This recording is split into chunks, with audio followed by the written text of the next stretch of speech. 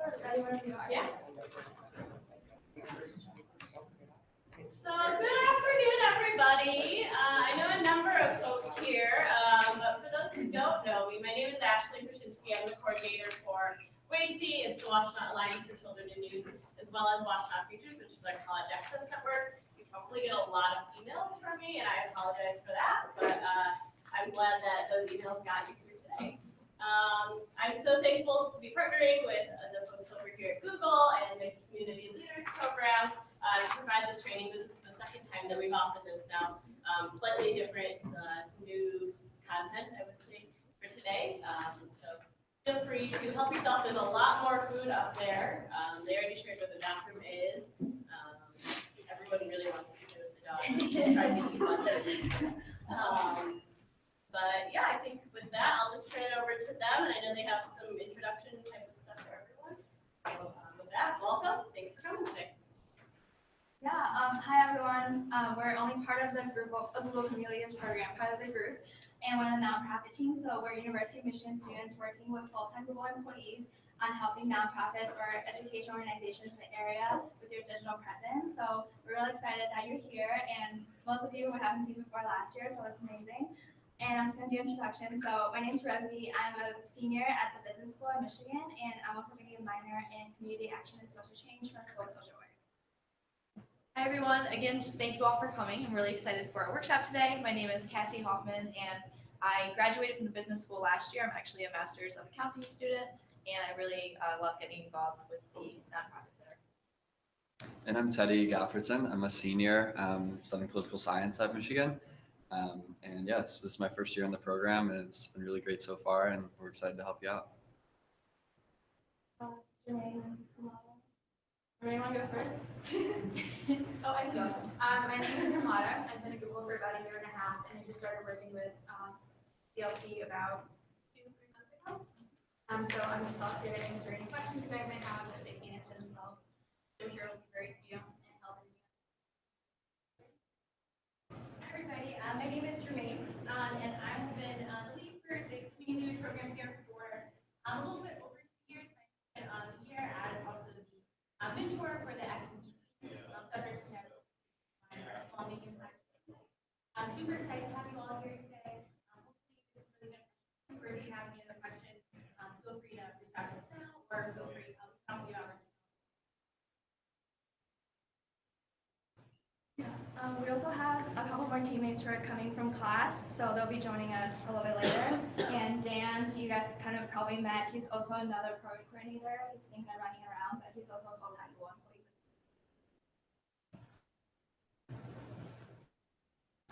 So today we're gonna go through a couple different things, just to give you an overview. Really focusing on connecting students and youth in the community with your organizations through technology. So some things we're going to go over is Google My Business, Google Hangout, AdWords, analytics, and some other useful tools like Boomerang for Gmail. But first we want to get to know you a little bit and your organizations and what you all do in your communities and how you make an impact. So we'd love to hear from you. We can start on this side of the room and work our way around. If you want to just give us your name, where you're coming from, a little bit about what you do and what you're hoping to get out of this workshop. So my name is Anthony Lauer. I'm with Ann Arbor Public Schools. I'm the online learning coordinator. So I work closely with our virtual academy, and we're really trying to find ways to kind of tell our story and connect with our students in the area to let them know about the programs that we can offer them. I'm Cindy Lehman, also from Ann Arbor Public Schools, and I run the virtual school. So pretty much about how we can connect with more youth.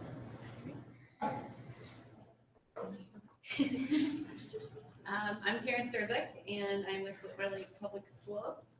So I'm the new tech director, so we're just going to get involved in seeing what we can do to story and what I can help with from the tech side.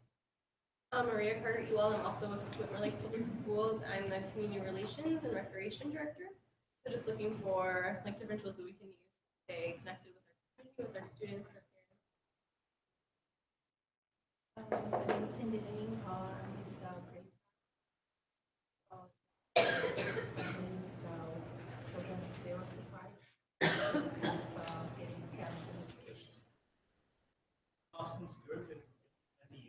Student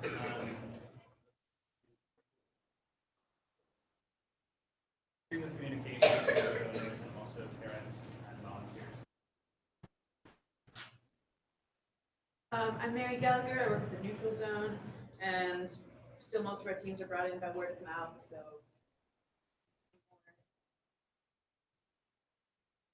I'm Alice Hockey. I work for the Adolescent Health Initiative.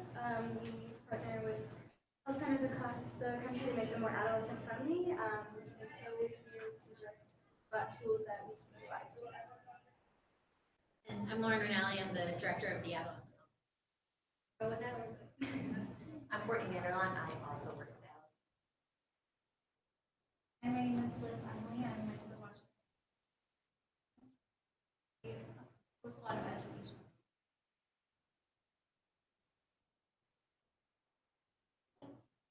Yeah, so our teammates are joining us if you guys can do your introductions real quickly. Sure. Hello, my name is Hirsch. I'm a senior in the business and minoring in English language. Really excited to be here. Hi, I'm Corey. I'm a senior business student. Hi, I'm Stacey, and I'm also a student in the business school as well as education. Hi, I'm Elsa. I'm in the business school too, but I'm a sophomore. And I'm minoring in social change. So before we get started, I just want to let you guys know we are filming this session. Your faces will not be in it, but if you do have a question, please speak up so we make sure we record them and send out to people who cannot make it today. So yeah, like we talked about, we're going to be going over some of the kind of key Google tools, some AdWords things, some Google My Business, and some other tools that I mentioned earlier. So we're going to get started with Google My Business. So I can hand that off to Hirsch. Yeah. So by show of hands, how many of you know that you have Google My Business?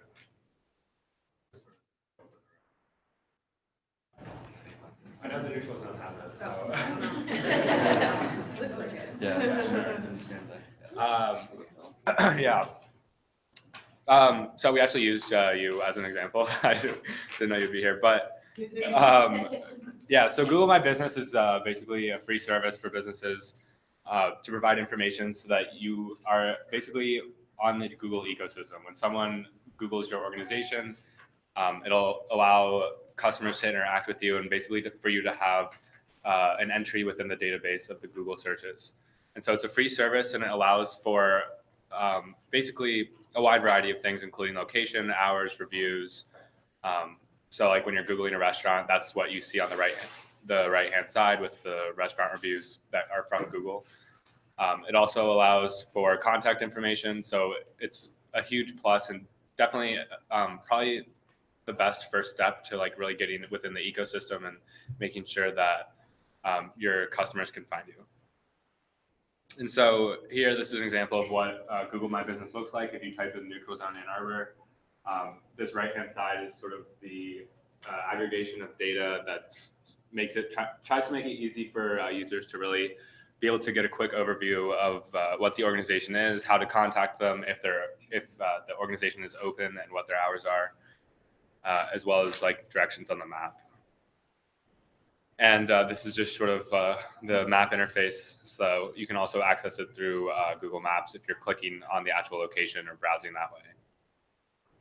And then Google My Business is really a powerful tool for reviews. So with, I guess, sort of the way that customers interact with businesses, reviews are more powerful than ever. So for a nonprofit, it's really important to sort of be on top of your reviews and make sure that people are having a good experience. You can also reply to reviews. So if you are really happy with what one person is saying, you can say thanks or just tell them that you appreciate their positive feedback. And also with negative reviews, you can, I guess if you think that the review is maybe negative and for maybe a reason that's not legitimate, then you can report that to Google and they'll take a look to see whether it's something that is maybe unfair or not sort of whether or not it's a reasonable bad review or like beyond the reason and just sort of angry spewing of hatred. So it's a really good tool in that way. And then Google My Business is also important. So basically keeping people up to date on news alerts with the business, and then it's accessible through all sorts of devices.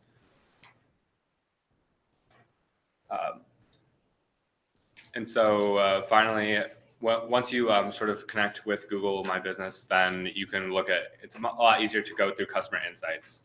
And so these are all the rules. These are sort of a lot of the reasons why you should make Google My Business. And I highly recommend anyone who thinks that they're better. I think, first of all, that pretty much every business or nonprofit can benefit from having Google My Business. And if you haven't done that, I think that's a great first step to do today. And we can definitely help you after the presentation with sort of getting started. But here's just sort of a rundown of the steps you need to take. And I think you have the slides, so they're there and they're pretty easy to follow, but we'll also be coming around after the presentation to help with those steps. And so this is just sort of where you go within the interface to find the Google My Business homepage. So next, Rosie will be talking about Google Hangouts. Thank you.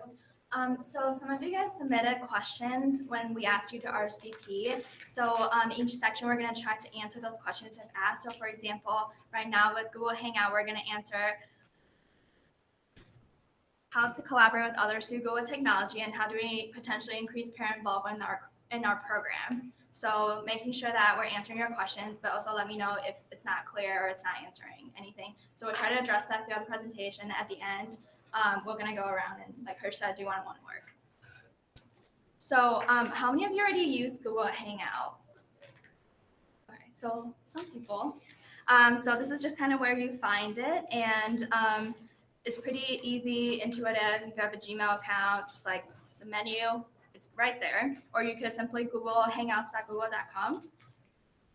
So Google Hangouts basically has 3 features. One of them is the phone call feature. So one thing I really like to use this is that it's actually free calls to the US and Canada numbers. So you could call this if you're in an area with no service, or if you don't want a student or someone else to know your actual phone number. So this will be calling from your laptop, and you will just be conducting a regular phone conversation on here, and this could be calling someone else's phone number, like a cell phone number.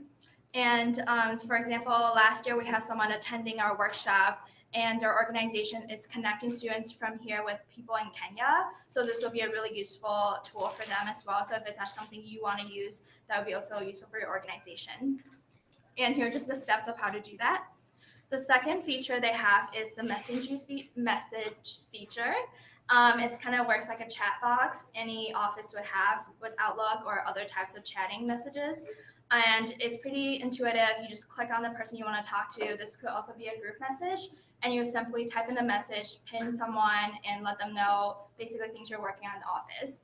And this is just like another simple way to communicate and allow you to reach other people on a desktop and also on phone too, but mostly on a desktop when you're working.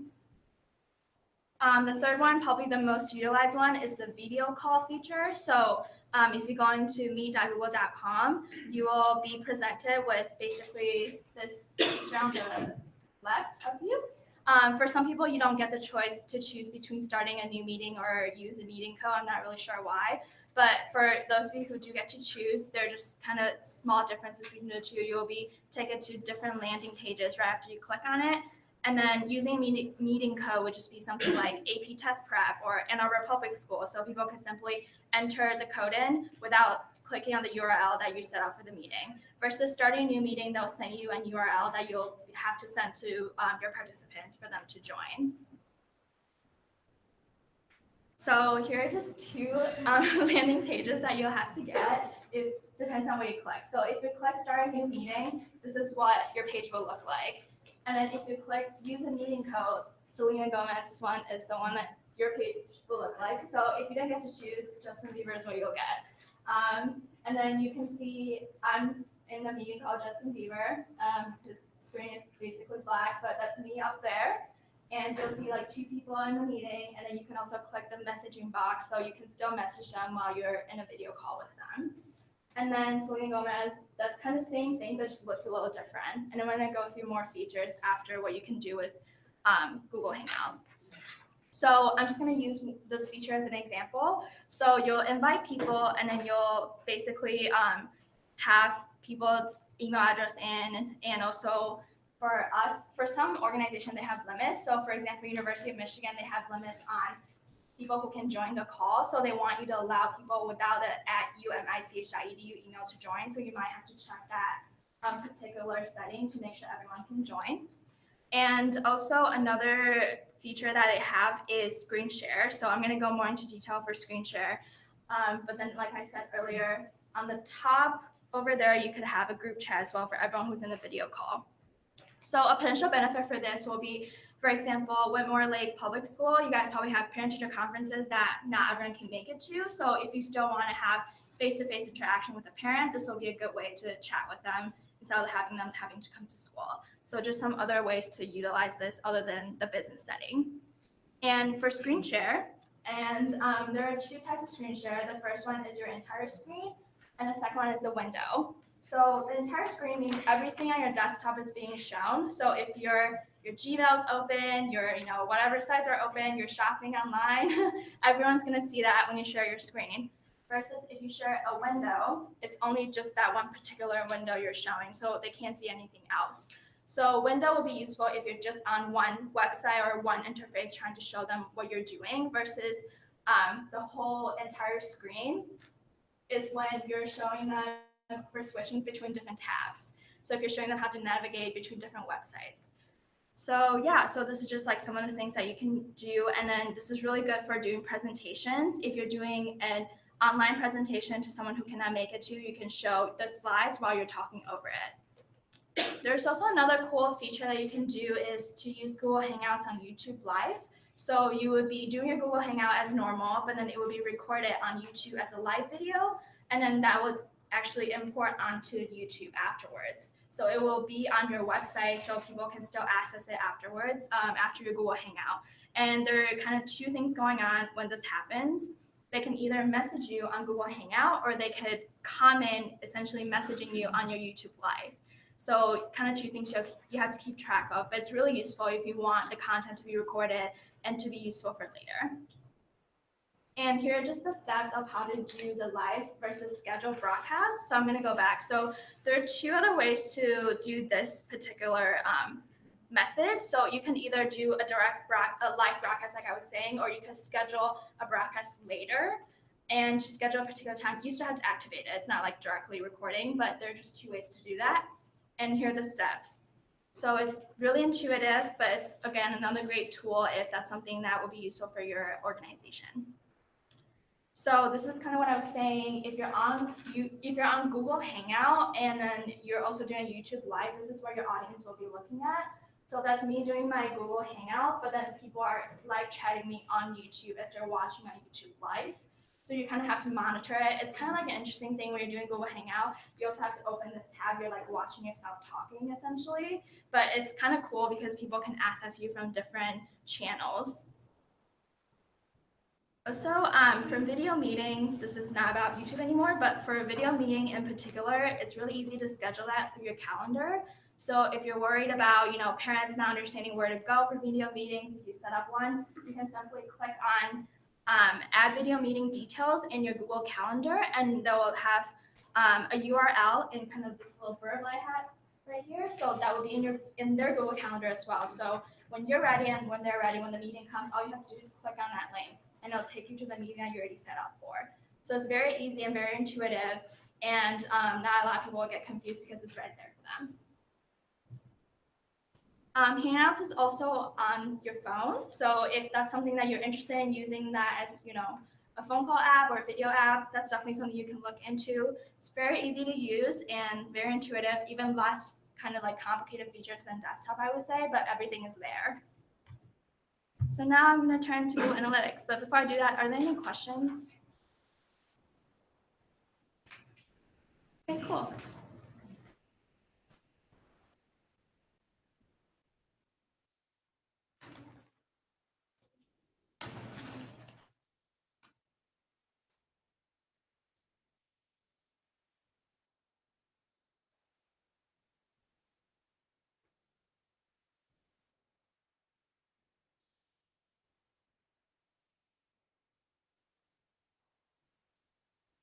everyone.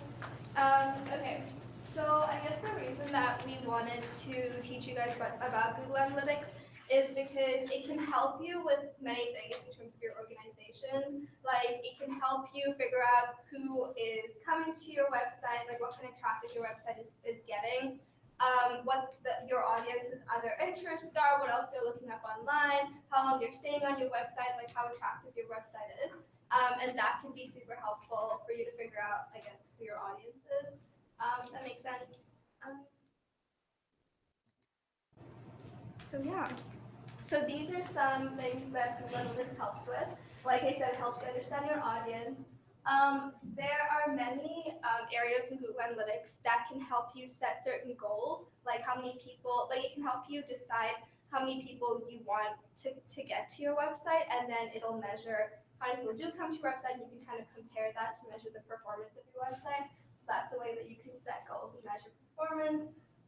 It can increase awareness of your mission and engagement with your organization because it can help you figure out what is working with your website, what's not working, or your other social media, and how you can improve that. And then it uses all the information and data that you gain from your website, and you can use that to kind of analyze what to change, what to yeah, so Google Analytics can be very confusing because there's a lot of jargon used. So I just broke down some of the terms that are most prominently used. Like for example, audience means like who is coming to your website.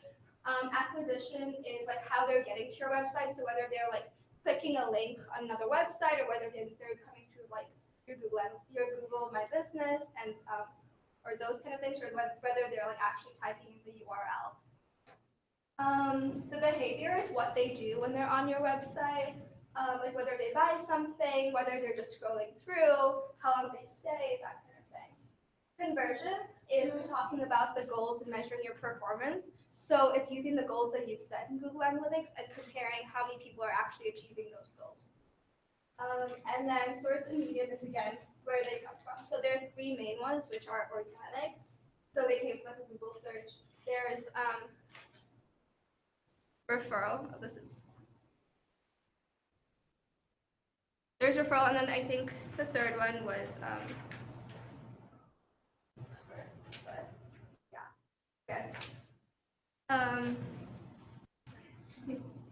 Okay, and then these are just some other metrics to be aware of, and they can help. They're kind of like key performance indicators because they can kind of help you identify what goals are being met and what targets are being met. So there are quite a few, so you guys can just like read over that because they're all in your packet. But I guess the main one that I like to focus on is bounce rate because that's one of my favorites. That tells you how many visitors are leaving your website from the landing page. So from the page that they've made, like click on a URL from another website, from that page when they get to your website, how quickly they're leaving. So how many of them are leaving really quick, basically. So why do you guys think that a bounce rate would be super high? Do you have any ideas? Confusing. Yeah, that's a good one. It's confusing. It's Any not other? engaging. Yeah, it's not engaging. What's that? That's a good one. Any other ideas? Yeah, those are all good. Oh, did you have one? Another one to keep in mind, especially since you guys are working with students and they're going to be on their phones, how accessible and easy is the site to use? It would be a really great site on desktop, but it can actually load really quickly on my phone. They actually go ahead and leave the site before I interact with it. Yeah. Well, thank you for that. To give you an idea, we see roughly 25% drop if it doesn't load it.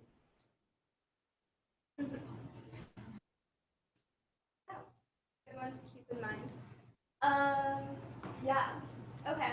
So moving on from that. These are kind of some basic steps of how to go about using Google Analytics effectively. So we can kind of do a practice one with this one. Does anyone have a business objective in mind? You can make it up too. That's okay. So I don't. Sorry? Get meets. Like, sign up volunteers. Yeah, sign up volunteers. Is anyone having that issue? Yeah. So we can do that. So that could be like a business objective to try to get more volunteers to sign up. And so that the goal in relation to Google Analytics could, for example, be like get 2 out of 5 of your audience to sign up to be a volunteer before they leave your website. And then a key performance indicator could be the conversion rate, so how many people that come to your website are actually signing up to be a volunteer before they leave. And then your target would be the numerical value of like 2 out of 5, or like that, if that makes sense. And then your segments, so segments are kind of like a form of a demographic. So you could look at segments in terms of geography. So maybe you just want people in the Ann Arbor area signing up to be volunteers, that kind of thing. Does that make sense? Does anyone have any questions regarding that? Was that really quick? What would be a key performance indicator again? So yeah, so the key performance indicator would be these kinds of things. So yeah, so like bounce rate, and so the one that I used in my example was conversion rate. You want me to explain that? Conversion is like any sort of desired action on a website. Phone calls, form fill-outs, e-com, could be a purchase. Mm-hmm.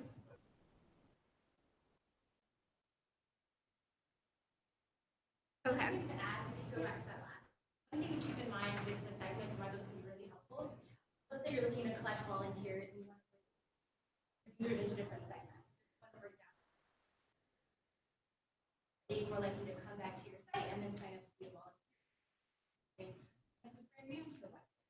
That may give you an opportunity to see, okay, what can I do that makes my aging to somebody?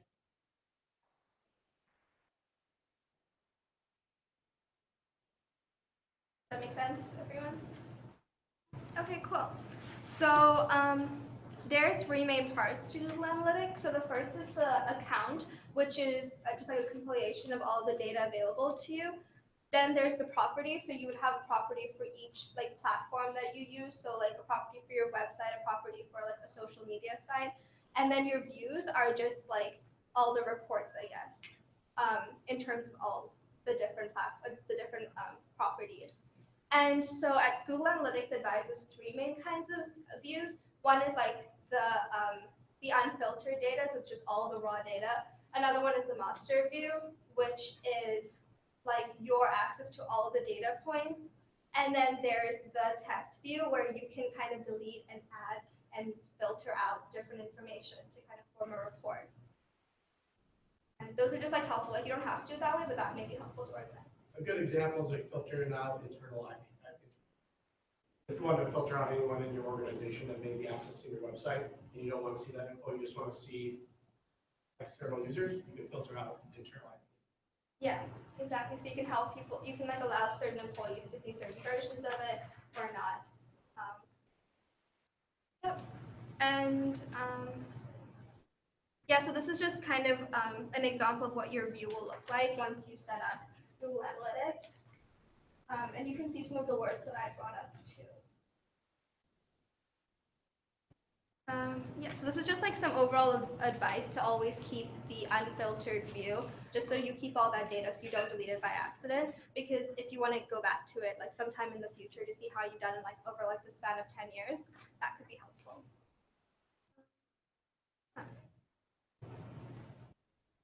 Okay, and so these are some ways that you can use your Google Analytics account once you've set it up. By like tracking information, setting goals, linking with AdWords, which we can talk about later when we go into AdWords, and then reports. So reports kind of show you the whole like setting goals and measuring performance part of it.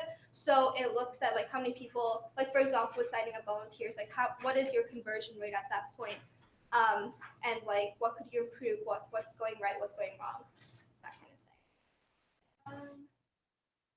Yeah. And then this is just some advice on how to set up your Google Analytics account that we can go more into when we practice later on. Now I'll hand it off to AdWords. So Teddy and I will be covering AdWords and ad grants. So this will be particularly helpful for those of you that are nonprofits and looking to be found on the internet. So the question that was asked that directly ties into this is, how do I increase website and social media engagement? So hopefully this will help you solve that question. So the reality is that we have a ton of questions. We're always looking to find things. And when we do, we search. Now that we have these capabilities, we're always on our phones. We have computers. So when I'm looking for dinner ideas, I'll go to Google and type it in. Or when I'm looking for things to do this weekend, like if I want to go volunteer or if I want to go to a concert, I'm going to go to Google and I'm going to search for it. So Google AdWords is going to help make sure that when people are out there looking for answers to their questions or looking to find you, that you will be there and you will pop up on Google's search results or on the internet. So in general, Google AdWords is an advertising service that will enable your organization to show up when people are on the internet or specifically searching certain things. So you will set a budget and you'll only ever be charged when someone actually clicks on your ad. So you'll basically be setting up different ads that will show up, and you'll pick some keywords, which are things that people might be searching for that relate to your organization, what you do, and what type of content you have on your website. And then if your ad shows up, then they click it, you'll get charged, and they'll be brought to your website. So it's a great way to make your organization show up first. And we'll talk about ad grants later, which means you won't actually be paying for this because there's some grants from Google that will help support you in your advertising efforts. And even if your budget isn't the biggest, because, say that big company has way more money than you as a nonprofit, as long as your information is really relevant and it's what people want, you are still going to be the best result. So you're going to be what shows up. So Teddy will walk us through some of the more details into getting AdWords started. Yeah, so in regards to the first thing you want to do, AdWords has a few different settings and options. So first you want to determine what kind of campaign you want to run, whether it's a search campaign, a display campaign, or both at the same time. So what a search network campaign is basically like what you see on Google search. So when you search for something, an ad will show up right there. That's called the search campaign type. Display network campaigns are when you're maybe looking at an article on the New York Times or any other website, and you'll see those banner image ads that pop up on the sides. Those are also a lot of them through Google, through the display image ads. So you have the option of doing just search, just display, or both. With ad grants, which is what Cassie can talk about in a bit, you're only limited to search network only. And so if you wanted to do display, you would have to purchase those extra dollars to do that. And we recommend that most organizations start with search just to kind of get their foot in the door, because it's a little easier to understand and it's kind of the basics. And once you kind of build that up, you can explore display network opportunities as well. So just to give you a sense of like what we're actually talking about when we say search and AdWords in action. So like I said, search is what comes up when you do a common Google search. I'm sure you've done it many times. You see those ads. You can tell if it's an ad if it has a little green URL with the green ad box right there. And usually, depending on the keyword, how popular it is, you'll see multiple ads from different organizations. And we'll talk about how Google orders those in a little bit. And then display is like when you're on a website like Yelp or something, and it can tell based on the information that you're searching on that website, what relevant content to show you. And it'll pop up on the side there. So a little about keywords. So keywords are just what type of words users are searching to find your organization. So example of a keyword could be like ALS Ice Bucket Challenge. Another one could be more generic, like a clinic or volunteering in Detroit. Or you can also be your own brand name, your own organization's name, like the Salem Township Promise. Especially with the brand names, you really always want to be like the number one, because if someone's searching your brand and you're not the first result, something's wrong.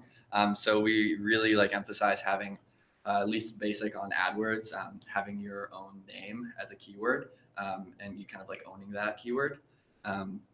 So those are kind of the options you have. What's really cool, there's a free tool for beginners called Google Keyword Planner. You see that up at the top right, and it'll basically walk you through steps of like how to determine what keywords to use, how many you should have. You want to make sure they're relevant. So it's a good way to walk you through the process, and we'll be able to help you out after our presentation's over with any questions you have about how to determine keywords.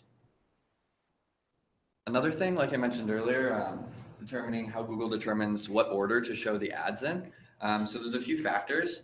So first of all, they account for your bid, how much you're willing to pay for a click on your ad. They also take into account quality score. So Google's mission is like connecting people with relevant information that matters most to them.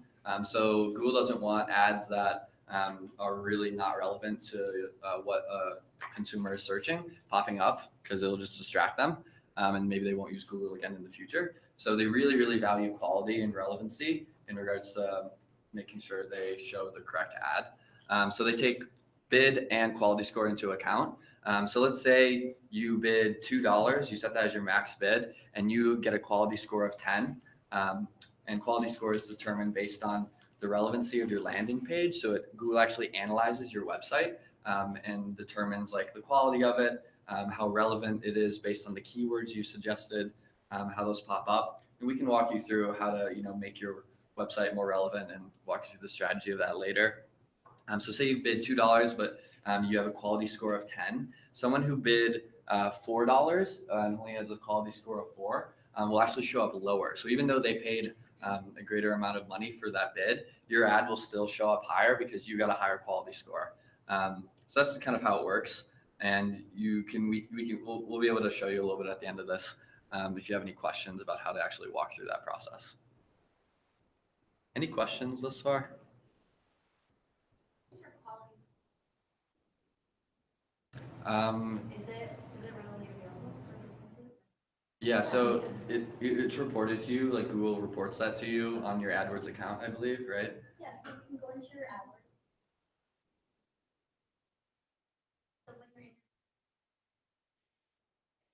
it tells you the quality score.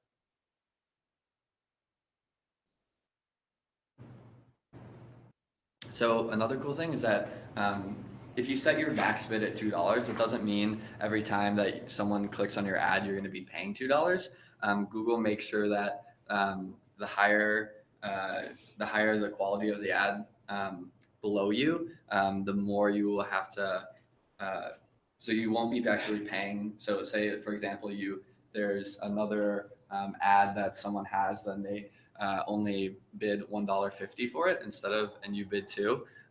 If they click on your ad, you only be paying like that $1.50 because it's kind of like the second greatest highest bidder.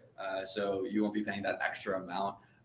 They want to make sure that you are not like having to pay some extra amount. You only pay like 1 cent more than the person below you. So to maximize your dollar spend. Yeah, and I'm going to hand it off to Cassie to talk about ad grants, which is some free money that you can get if you're a nonprofit. Yeah, so the ad grants program is really great. Like we said, it allows you to have some of this ad spend free from Google. So you actually, just as being a nonprofit 501c3 organization, have access to $10,000 per month for AdWords advertising. This does only cover the search ads. So when we showed you, those are the ones that show up when people type in that they want to find you.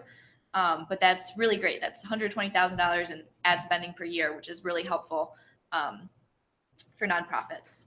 So like I mentioned, it's pretty easy to sign up and get started. Or if you are started, then we will just try to find your account and amp up your AdWords program. But you just have to be a registered nonprofit and have a website that you can be linking people to, and then agree to Google's guidelines and go through the process of signing up for Google for nonprofits. So we have a list of getting started, and if any of you are familiar with TechSoup, I believe that's where you get validated. So you may already be validated there. But you'll just put your validation token through Google for Nonprofits, and then you'll be set up and ready to start using all of these great tools and resources. And we can help you walk through that as well, sign it up once the Yeah. presentation's over. if Yeah, you like we haven't can do that already. today. But yeah, we just have some other tools now that address some of the other questions that we received in our form. So we'll pass it off so we can cover those. Hey guys, so we know you have some questions regarding how to increase parent involvement in your program, how to manage volunteers, and how to get college students engaged. So we have some other tools that we think would be useful.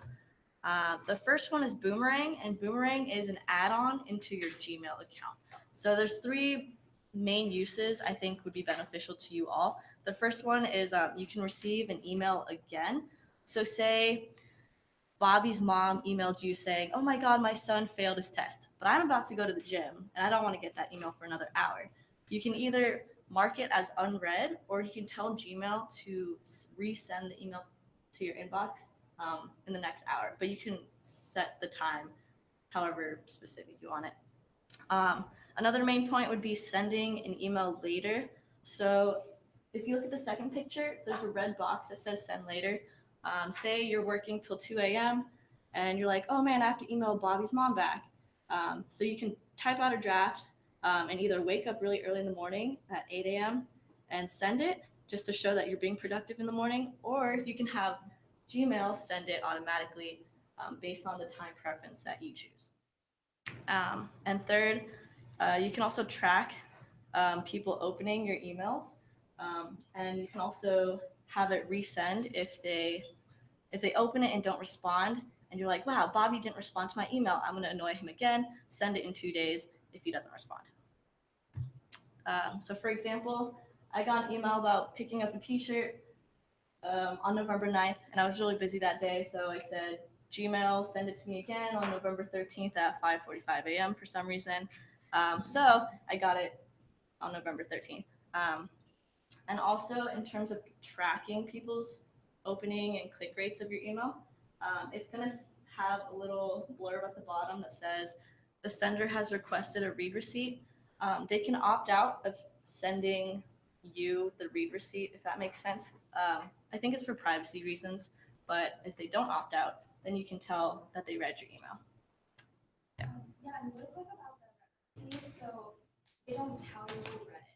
So if you're sending a group email, you would not know who read it, but if you're sending so definitely only use it for, individual people, so you know that you're tracking instead of not knowing who opened it. All right, so now I'm just going to go through 2 kind of messaging apps. So I know some of you already use GroupMe, and some of you are asking, how can you better manage volunteers and other methods like that. So GroupMe is a great way to be able to kind of instant message them. So it's very similar to texting, only without having to have it count as like an SMS or have it count as an actual text. So it's an app on your phone, but you can also access it online. At groupme.com, and you just basically it's really intuitive. You can make like a bunch of groups. You can see there as an example of the app. That's all the groups that I'm in. You add it directly by adding someone's phone number in. So even if they don't have the app, it would come through as a text message. And another benefit of this is that it's available on every platform. So you don't have to go through the trouble if you have like a lot of volunteers you want to send a message to instantly. You don't have to worry if, oh, what if my text doesn't go through because they're on Android and they don't have iMessage or anything like that. So this is definitely a very useful tool. And I know it's something that we all use too as college students. If you're looking for kind of a little more interactive kind of messaging app, Google Allo is something that you might want to look into. It's relatively new, and it has the similar capabilities where you can, make several groups, interact with them directly, but it's a little bit more interactive in that you can. So, for example, you can make the size of your font bigger. So if you wanted to blast out a huge announcement to everybody, you could make the font size really big and they'll see it really big. You can also directly edit photos on there. So if you're, maybe talking to students and you have they're asking like a question about like a homework assignment or something, you're able to like write on the app, kind of write on the photo or the problem that they have an issue with. And another really cool feature of Google Allo is that it's directly integrated with Google Assistant. So it's kind of like Google's version of Siri a little bit, where you can go ahead and type and ask Google a question and it'll directly respond. You can do that in a chat as well. And then Google Allo also does some machine learning. So if you have, say you're like having a conversation, you're like, oh, what time should we meet? Google will actually be able to like kind of predict a response. And so instead of typing it out, Google might suggest you say like, where do you want to go? So there's these options. So you don't, if you're like super busy and you don't have time to kind of like type it out, Google can actually predict like based on the messages that you currently have, what the next response would be. And finally, another useful aspect of Google Allo is that it can go incognito, kind of like Google Chrome, where there's basically end-to-end encryption. So if you're kind of handling more confidential information, or you don't want people to, you don't want to like save it, you can enable incognito, and it kind of works in the same function as an incognito window.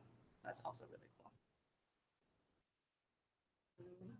I can do this really quick. So there's just like a little bit more questions that we got from you guys, and we thought some other tools would be helpful. So someone asked how to increase accessibility of documents, and I'm not going to go into details, but that's kind of what will help you with that. So if that's the question asked, we will help you do the one. And another question we got was, how do you engage college students? So on top of GroupMe, which most of you Mich students use, I'm not sure about other colleges, but most people at University of Michigan other chatting features, we thought it'd be helpful if we show you the voting and surveying tools.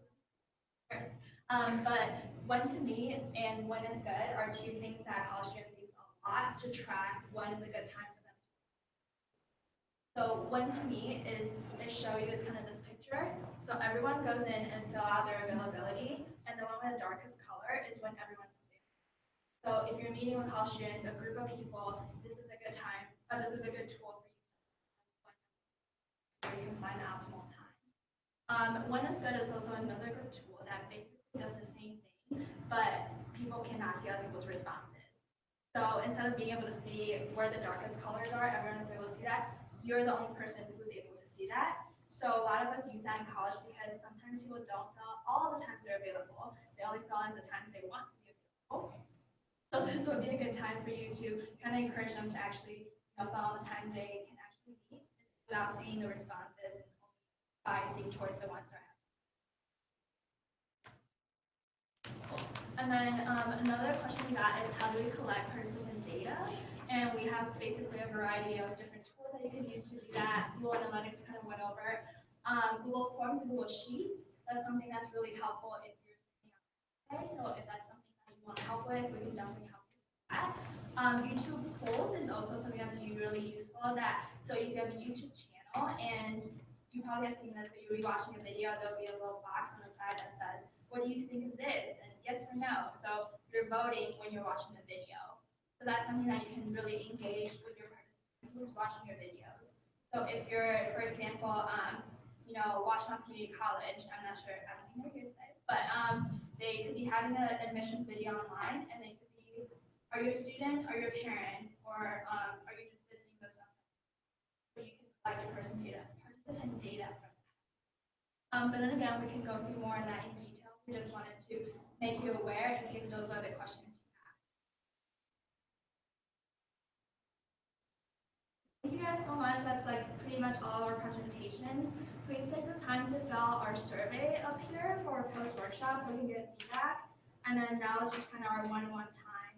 Feel free to get more food, and there's bathrooms out there. And if you need any other type of drinks, we can also show you around as well. We'll look around, if you want us to come